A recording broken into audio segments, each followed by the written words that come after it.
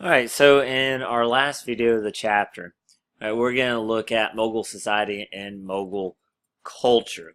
Now, what's really neat about Mughal society is it is a great example of cultural diffusion. Cultural diffusion is when multiple cultures meet, blend together, and make something new.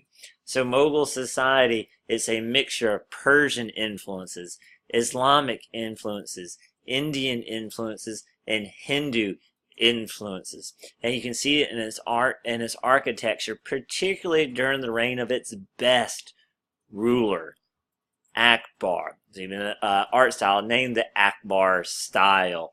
I've mentioned earlier in the chapter that in the Islamic world, they're often very careful about depicting the human, so you don't get too close to idolatry. Akbar kind of ignored that rule, no surprise there.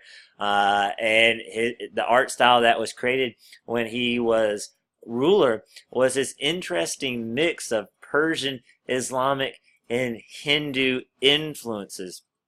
He didn't mind the human form being depicted. He argued that Allah made the human form and Allah was a creator and he made us creative, so he wouldn't mind us depicting the human form, which is interesting because that's the same argument that many Christians use to justify depicting humans in art as well. So it's a nice blend. You see it in the Taj Mahal as well, which we're about to look at. It's a mixture of Islamic and Hindu influences. So with the Taj Mahal, right, this is often considered the most beautiful building in the world. Certainly one of the most. And if you remember, it was built by Shah Jahan.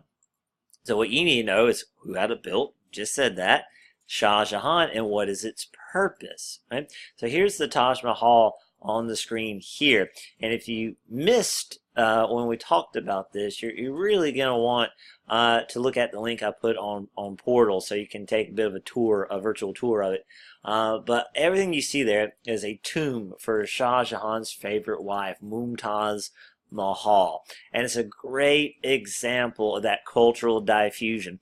The garden that you see, for instance, with the reflecting pool, it's very Persian.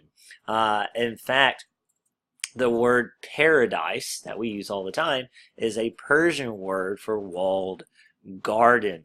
Right?